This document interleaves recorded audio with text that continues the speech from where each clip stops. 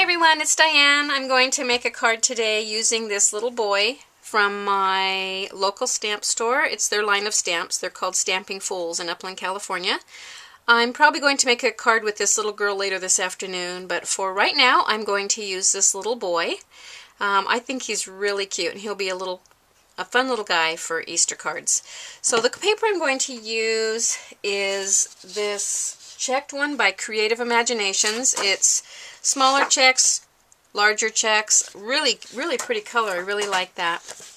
And then this paper is from Memory Box. I really like this one because it has the blue and the flowers, and it's sometimes harder to find floral paper you can use with little boys. So I thought this one would work really good. It reminds me like a meadow of flowers.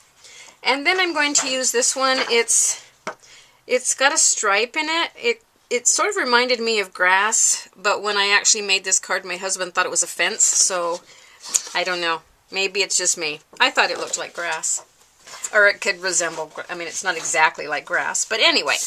Okay, so I'm going to start out with these layers right here. Let's get these assembled. I can go ahead and put this straight together because I'm not going to put ribbon on this because it's for a little boy. We're going to put this onto the checked. Line that up. And then for this little border here, I used this Martha Stewart punch.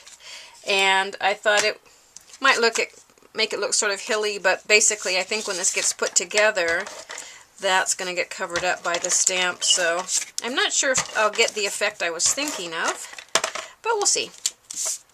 So I'm going to put that right there.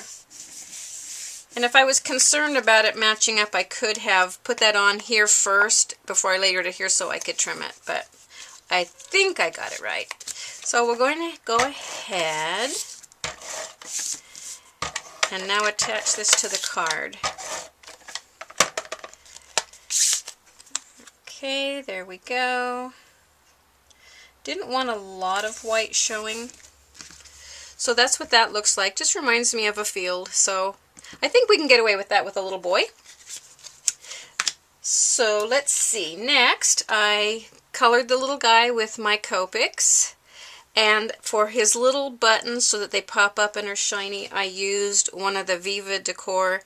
This is the paper pen. This is not a pearl pen. And I was interested to see the difference, and it worked just fine. So that's what I used for his buttons, and the little, I guess that's supposed to be some sort of not a brad, but however they attach baskets together, that's what that would be for. And then I added I added glossy accents to his shoes and to the little Easter eggs to make those shine. I don't want to make them sparkly. I was going to glitter them, but then I thought, for my grandsons, I probably wouldn't glitter the eggs. I'll probably do that on the girl card that I used this afternoon. So I'm going to go ahead and put him on this little card in this little field. And probably there. And then I punched out this little corner punch just to add a little bit of something to that top corner. And this is the punch I used for that. And I'm going to add that up in the top corner here just to fill in that space a little bit. Just for something extra. I didn't want to do a lot of bling or ribbon or bows or anything like that for a little boy.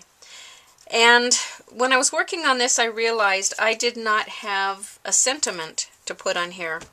So what I wound up doing is I took a little egg punch and I took this alphabet set. This is Studio G.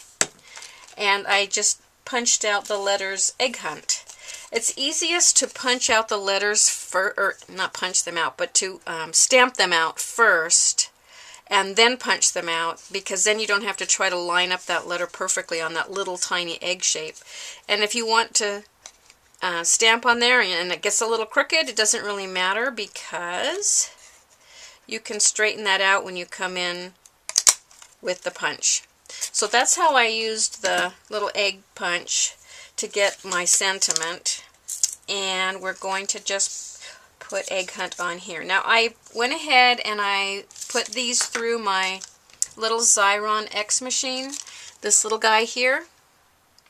And then I went ahead and put the glossy accents on right while it was on this, because I thought if I tried to do that while it was on the card and the glossy accents went off the edges, then it would be all over the card. But by doing it this way, you can kind of keep that under control a little bit. And if it got off a little bit, you could just take some little scissors and just kind of trim the extra that came off. So I thought it would be easier just to do it while I left it on here. So we're going to start out with the E. I'm going to put these on a little kitty Wompsy.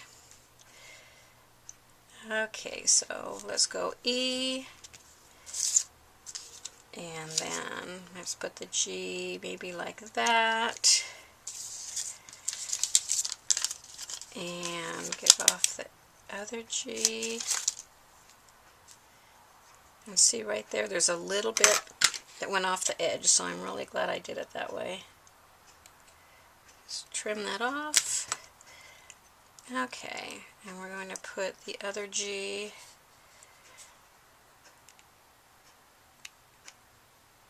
maybe like that. Okay, this is on a separate piece because I initially had this on a darker purple and you could hardly read the letters, so I had to re-stamp that one.